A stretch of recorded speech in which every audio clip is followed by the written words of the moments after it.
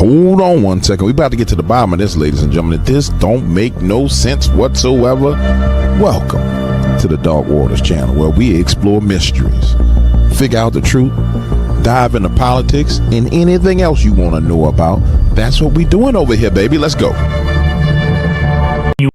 Good morning, ladies and gentlemen. The one and only James Williams, Dark Waters, and I'm back. I hope you guys are doing well this morning.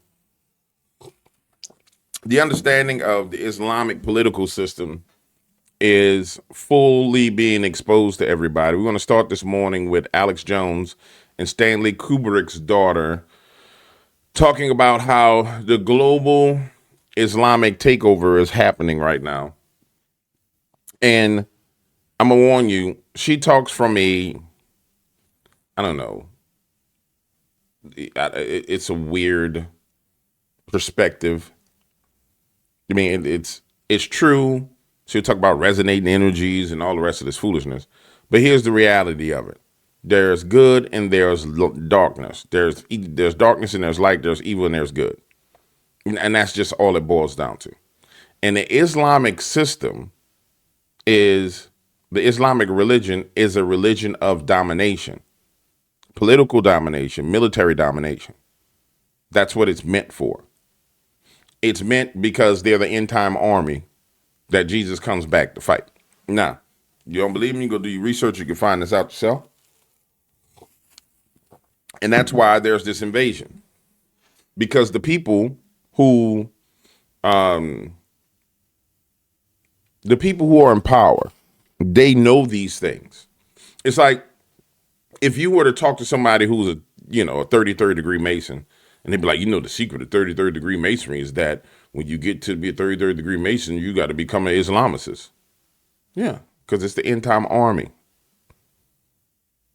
It's purely the end time army. But the problem that we have in America is that nobody teaches us these things. So, of course, again, I'm here to do what I do. We'll bounce back and forth. And in fact, we won't start with Alex. We'll start with something else. Hold on. We'll start with Chip Roy. And Chip Roy just saying it like it is, that the Muslim Brotherhood has targeted Texas. And the reason why they want Texas is because if you can conquer New York and you can conquer Dallas, really specifically Austin, but they're targeting Dallas, then, man, you have America. They don't care about the leftists. You notice they don't target California. They don't care about California. They don't care about the leftists. There's no strength in California. There's no spiritual strength in California. They want the centers of financial strength and the centers of spiritual strength. And this is a war that's brewing in America. Will they win? No, because that's not the destiny of America. It's not the destiny of America. The destiny of America is not to be an Islamic state. But will they put up the fight? Yes. But the Lord is going to raise up a standard, just like he always does. Just like you saw him raise Donald Trump up as a standard, the next standard will come. Now, I'm going to tell you who I think the next standard will be. I think the next standard after J.D. Vance, because J.D. Vance, this is going to be for him to deal with, is going to be Barron Trump. It's why, in my opinion, there should be, I know everyone addresses Donald Trump, but more people should address Barron and then have Barron address Donald, but in the process, educate Barron on things that need to be done. And more intercessory prayers need to start for Barron Trump. And this is the honest to God truth. In Texas, we've got to double down. If there is no Texas, the country completely falls apart. And you said it, and people need to know it. The Muslim Brotherhood in London and in Paris, they recognize that Dallas in particular, Texas, is the epicenter of what they're trying to do for the Islamification of not just Texas, not just America, but the Western Hemisphere. Big time. They're planting the seeds here, and we've got to rip those seeds up and get them out of Texas. In Texas, we've got to double down.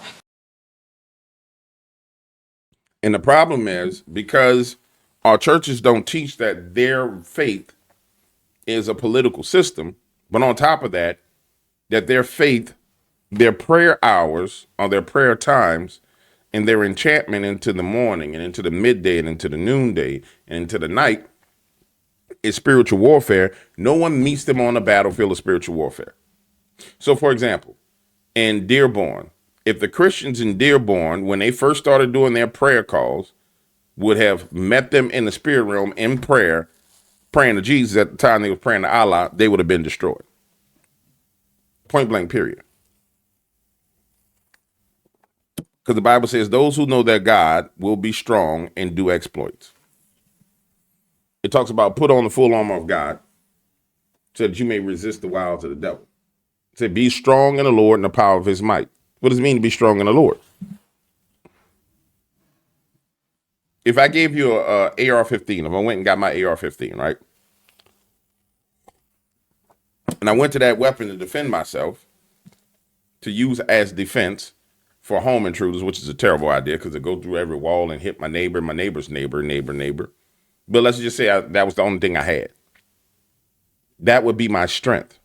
That would be my defense. You see, they're strong in their God. That's the thing that America sucks at. They are strong in their God. And we have a nation full of C&E Christians who are not strong in the Lord. And so therefore they come in and they're like, oh my God, this is easy. This realm of the spirit is wide open. Every now and then they'll come into an area and it's like, oh, no, this is a stronghold area for Christ because there's people who are up in the nighttime praying. And I don't know if you've ever been in a territory where they're around. I've been in apartment complexes where they're there. And then you go out in the nighttime to pray and do your midnight prayer, your 3 a.m. prayer, your 6 a.m. prayer. And it's palpable that they are praying. You feel the resistance when you start praying. Now, there's a way to punch through it, but you feel it. You absolutely feel it. No different than when you're in a bad neighborhood that's full of wicked spirits because there's murder and there's death and there's mayhem and there's all this other stuff. That pollutes the atmosphere around you. And it resists your prayers. All right, let's go back to Stanley Kubrick's daughter with Alex Jones. Let's take a listen. Here we go. Now let's go back to the idea of a spiritual state of consciousness. We know that the left are at a pretty damn low state of consciousness. Low resonance. Yeah, they're low frequency, and each stage of, look, let's just assume this. Just like on that diagram, wherever I had it, about authoritarian versus libertarian. What we're talking about here is a lower frequency of existence. And we can all imagine, when the Aztecs would be sacrificing people and, the Druids were sacrificing little children. These are low states of consciousness. Murdering people in order to placate some vicious god. To me, that's very low frequency consciousness. Let us not be gaslit and told that we're supposed to be not racist, not against any, everybody has a right to have their own religion. If we fail to acknowledge that what we're witnessing with our eyes, what we're hearing when they say, Muslim, we're going to take over America, everybody will be a Muslim, we'll be in every home. It's like, holy, they mean it. While other networks like They do mean it, and it's war. They do mean it, and it's war. And the reason why they're so boastful and loud is because the Lord wants you to hear them. He's making them be boastful and loud. It's the only way that many Americans, the C&E Christian church, will actually wake up and pay attention. Because see, the C&E church don't pay attention. C&E church is all about, it's ritualistic. It's religion. It's being religious. I go to church on Sunday, go to brunch, hang out with my family, watch a football game. Hey man, how was church? Church was good. Church was fantastic. I had a great time at church. It's a way It's the only way to get people to see the truth. The issue that I have is, honestly, the organized church. If the C&E Christians came to church and the organized church wasn't giving motivational speeches, then they would wake up extremely fast. If the organized church, let's say in Austin or Dallas, wherever, put on the screen the Muslim saying, you know, we will take over America, we will take over Texas, we will take over this, and then educated the Christians on what they were dealing with, and then how to contend with that in the realm of the spirit, and then how you have to contend with that at the ballot box, and taught them about altars, spiritual altars, then this wouldn't be a problem. It wouldn't be an issue whatsoever. But we don't, that's lacking in the education of the average Christian in America. It's severely lacking. It's severely lacking. And it's utterly frustrating. Let's switch gears to Nigeria right now, where the president of Nigeria has been resisting Donald Trump, saying that there's no Christian persecution. And you would say to yourself, why is it being done when you can clearly see that there are Christians being persecuted? Why is it being done when everybody knows that Nigeria is divided? On the north is the Boko Haram boys, and on the south are Christians. Remember I told you about the spiritual altars? In that this is the battle of altars. And when you have leadership, a president, that president, every mayor, every governor is in a position of authority. And so all prayers are targeting those people. Spirits want that power. They want to be in control. So they are targeted. Because that's where the power is. Everybody talks about the Jezebel spirit. People don't understand that Jezebel was always next to King Ahab. That's what she was, next to the king, to make kingly decisions and use his influence to make decisions on her own. That's what she did. She wrote letters and conspired to take a vineyard.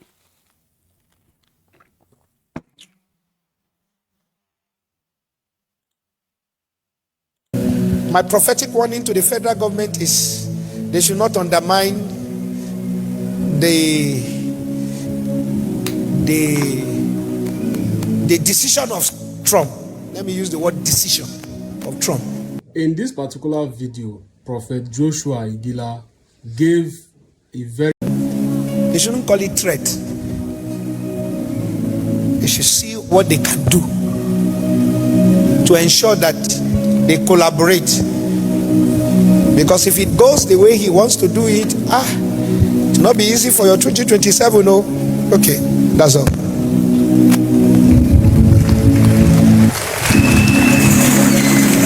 So if me, instead of fighting President Trump, just collaborate with him and see how we can bring about solution to help and alleviate the troubles of Nigeria. There should be no fight. You don't need fight. You don't need fight. As long as he wants to help us to stop the killing. That's all. There should be no fight. If I'm close to Mr. President, I will advise Mr. President, Shebi is to stop terrorism. Cooperate.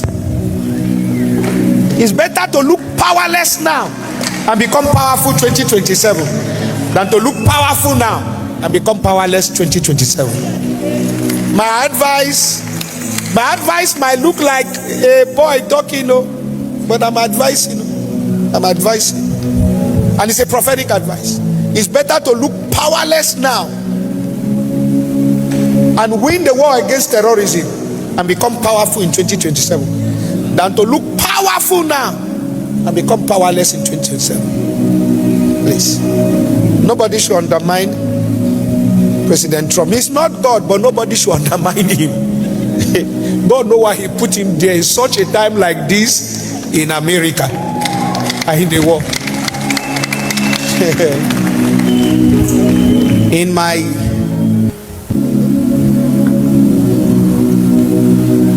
my revelation last week on Thursday. I had a revelation that I'm going to share it with you the way I saw it and leave some part out.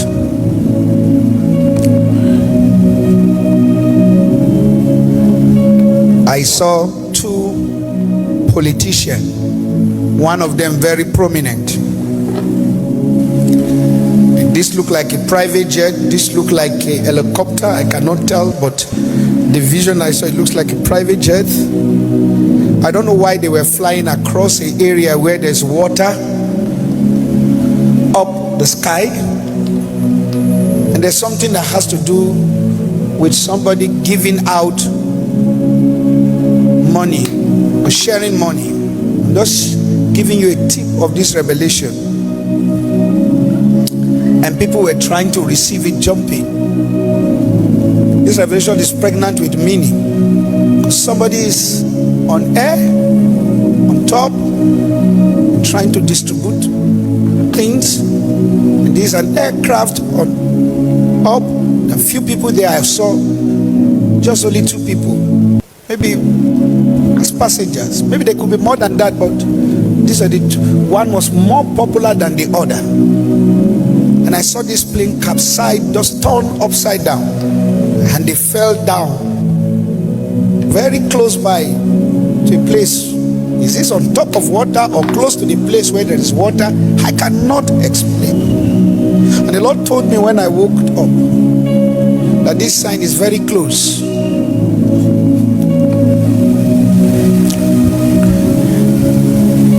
Now, I knew the politician by face. I recognized him. I'm not going to mention him. So maybe God is trying to tell me this politician has something to do with the water area. Maybe that's what God means by seeing an aircraft flying over the riverside. I will leave the rest that way. What's the meaning of this revelation? It's very strong. I'm just sharing it as literal as I saw it, but I took some part out. We need to pray for a prominent politician in this country, and so that his follow friend will not enter into trouble, because he is a target.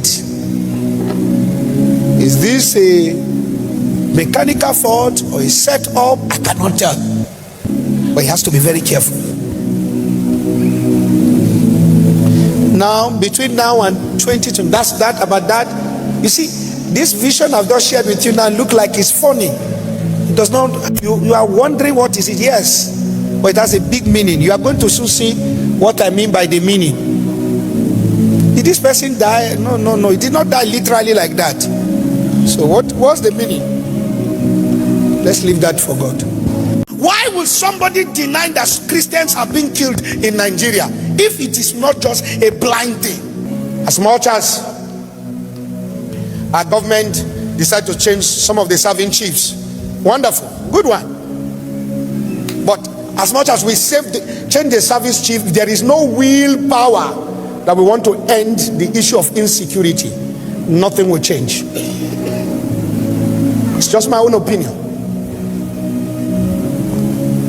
The outgoing chief of defense staff, Christopher Musa, granted interviews that were very, very, very constructive, instructive, and mind-blowing, speaking truth to power and exposing the situation the way they are.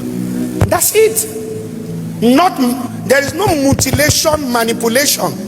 The issue is, if we put people there and don't give them the backing to do what they need to do to end insecurity, if we play politics with insecurity, a good commander and general will look as if he's incompetent. As we give them the power to be chief of defense staff, chief of army staff, we should give them the political backing and the will to do. Nigerian army is one of the best army. They fought the Liberia war, the Sierra Leone war, and are very good. The issue of Boko Haram, if we continue to play politics, we will remain where we are. There should be no business in war. There are people profiting from it. They should stop. One life of Nigeria is important to everybody. Good luck, Jonathan Ebele, a former president, said, no one blood of Nigeria is worth my political ambition to win the presidency. And that's what leadership is all about. Nobody should play politics. Some people want to come to power. People don't need to die for you to come to power. If you have the capacity, just do pure politics. Don't use Nigerian lives for it. You don't need to unseat any president by killing people. Why will somebody deny that Christians are being killed in Nigeria if it is not just a blind thing? Why?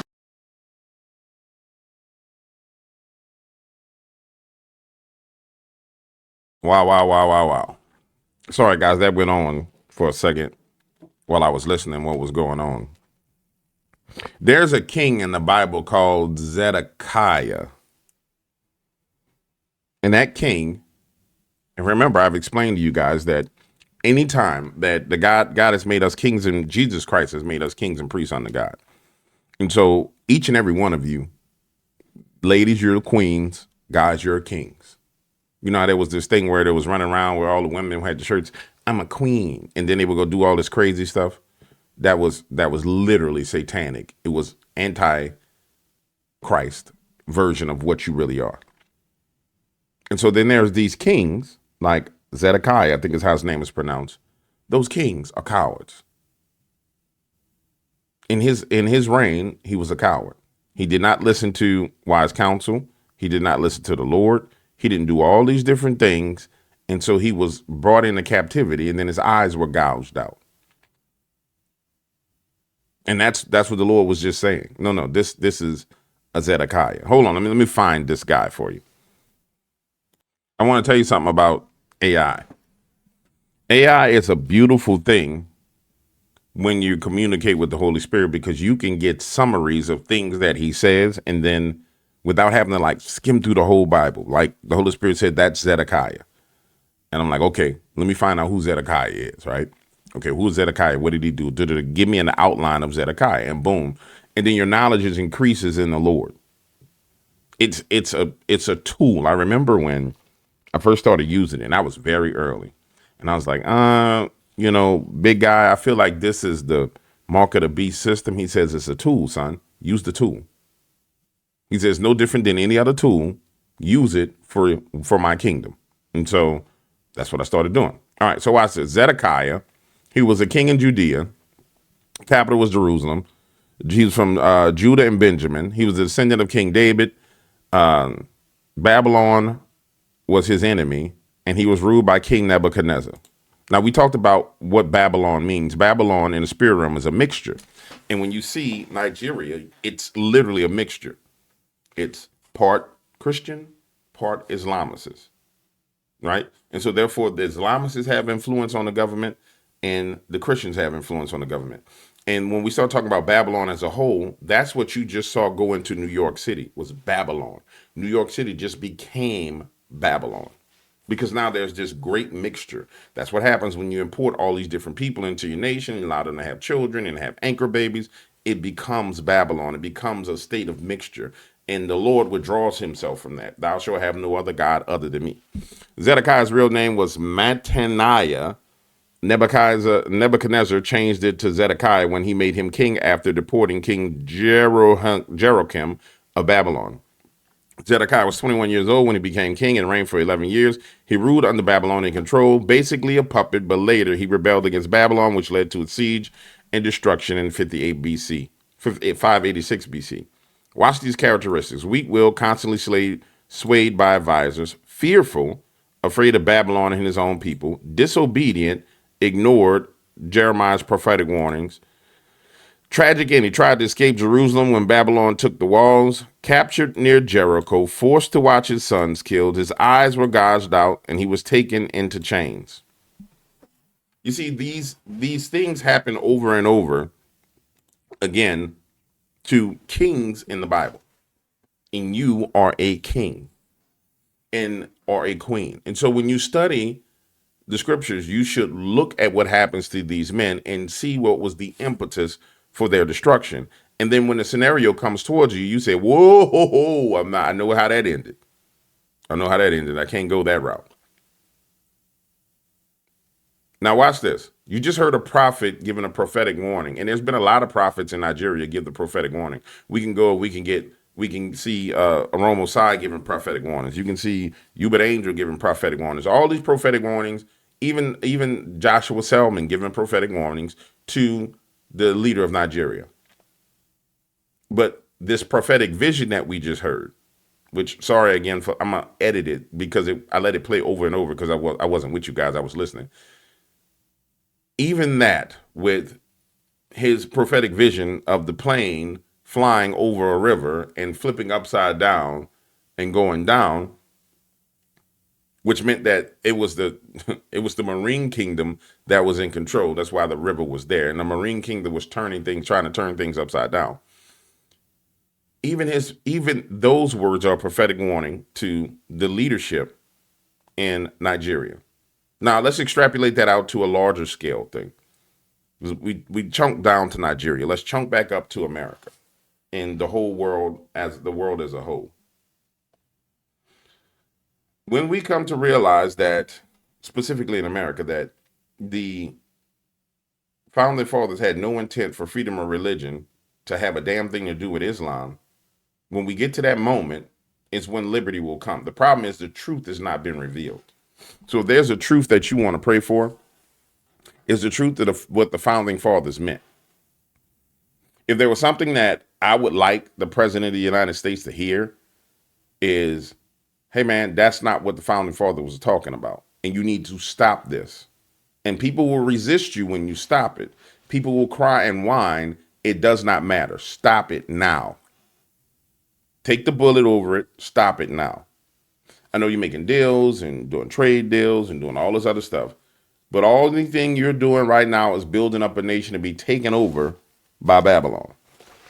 If you don't stop the marching armies that's coming. That's all you're doing. And it'll take, hopefully it won't take, but it could possibly take for the mass terrorist attack for this to happen in order for people to understand it. But in Spain, they're burning down mosques right now. They're literally burning them down right now.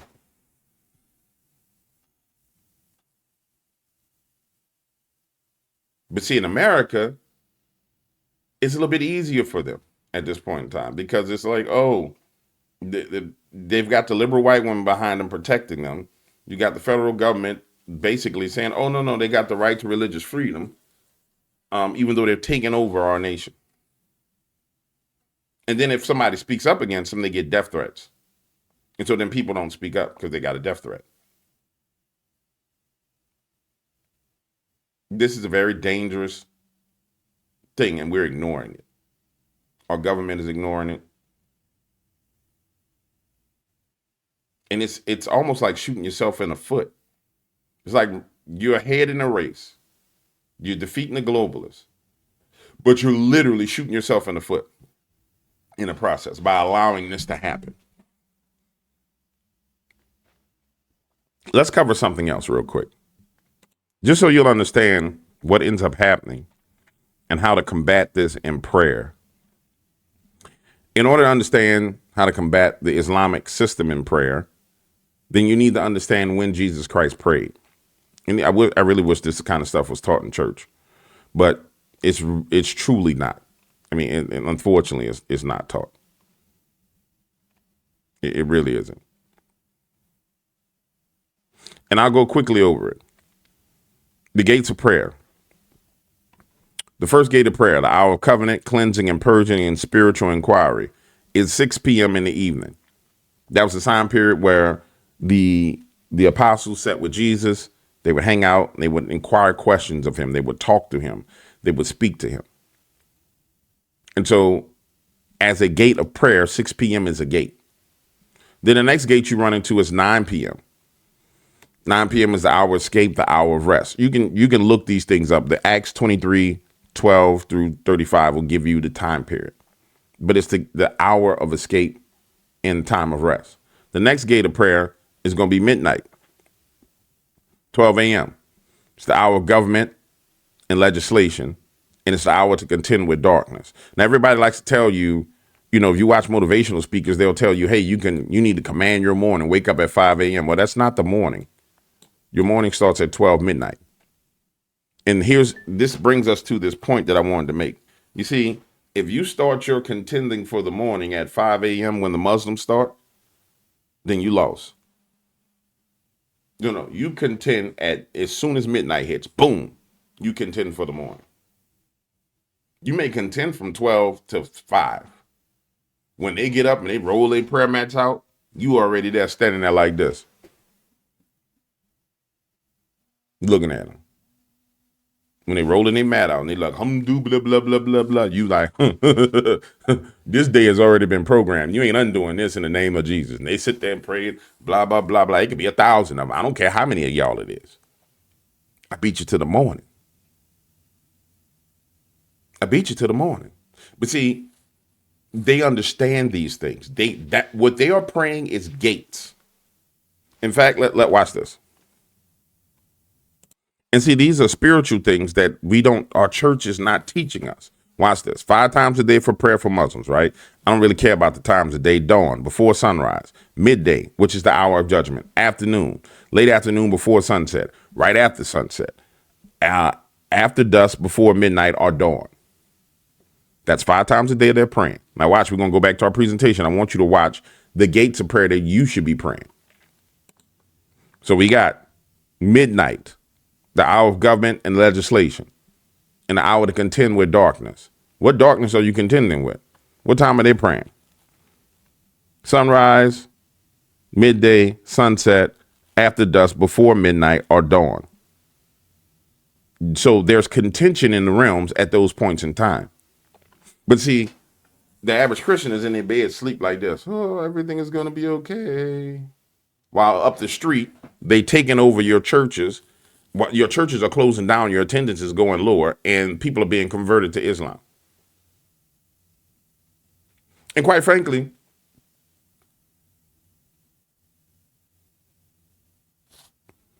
it's because of laziness and miseducation. Watch this. Next gate. I call it a gate of mystery. 3 a.m. is a prayer gate. I call it a gate of mystery. 3 a.m. is a prayer gate. And people be like, oh, 3 a.m. is the witching hour. That's where the witches are up and doing. Yeah, 3 a.m. is a gate in the spirit realm where that realm is wide open. That's the fastest way to know if you got somebody in your family that's a witch, is because they ain't going to go to bed. They're going to wake up at 3 a.m. They're going to be outside doing something. You be like, man, why are they always up at 3 a.m. outside doing something? Yeah, either they are a real devout Christian or they are a full-on damn witch. If you got somebody in your life that always up at 3 o'clock in the morning, you need to check into that person because they're going through that gate. Don't necessarily mean they're a Christian. Doesn't necessarily mean that they're not a Christian. They just may be a Christian who understands the gates of prayer. Then you got the 6 a.m. gate, which is typically right before dawn, right before the sun comes up. When are the Muslims doing it? Right at sunset or right after sunset. I mean, right before sunrise. But see, we don't have this knowledge. Then there's the 9 a.m. gate. Go back over here. They missed that gate after the sun passes its highest point, which is noon. But for us, it's the 9 a.m. gate is the hour of crucifixion, supply of the spirit, and spiritual empowerment. Then you have the noon gate, one of the most important prayer gates there is, which is the hour of judgment, the hour of intervention. Guess what? They there. Right there. After the sun passes its highest point, they were right there. They're right there with you. And then you wonder why Islamists easily take over territories. You wonder why their altars rise up. You can have a church with 1,000 people in it, 2,000 people in it. And maybe 1 or 2 people in that church actually understand the winds of prayer. You may have a church with 10,000 people. And nobody understands the gates of prayer, and nobody's praying. Jesus spoke a parable unto them, saying, men are to always pray and never faint. So if you're not praying in the spirit realm, you're not a man. And if you're not praying in the spirit realm, you in a state of fainting.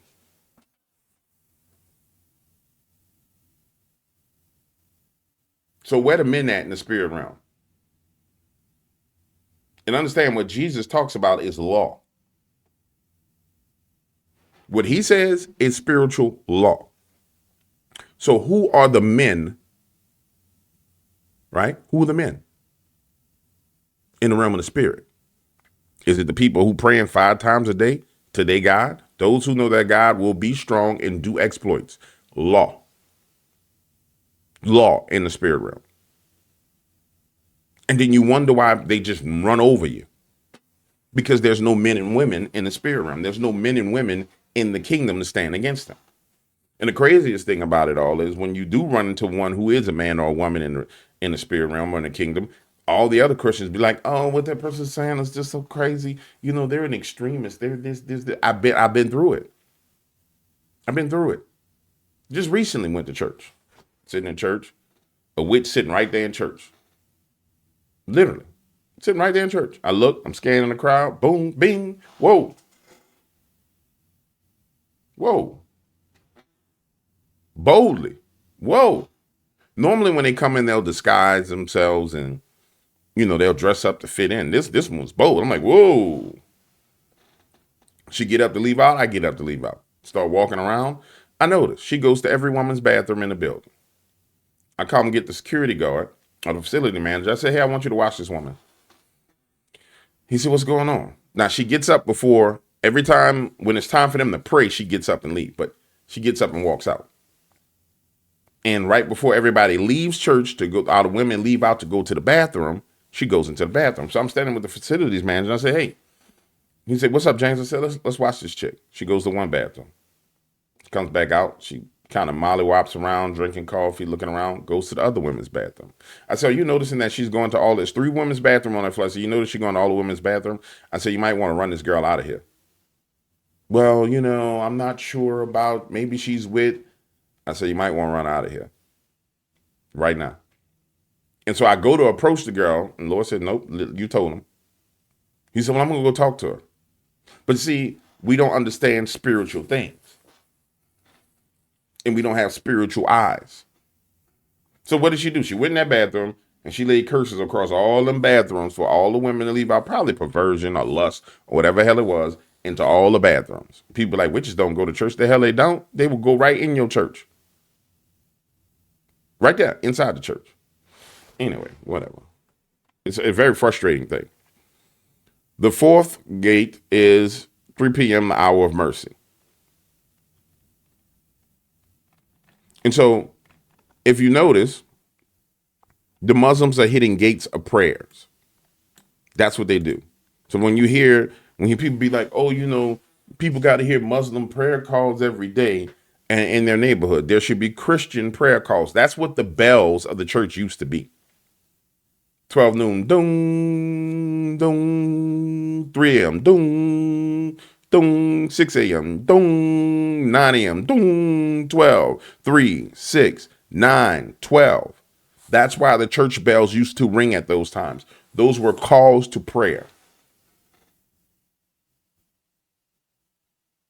That's what it was. But we stopped praying as a nation. And so there's no watchman on the wall. I'm done with this for right now. See y'all on the next video.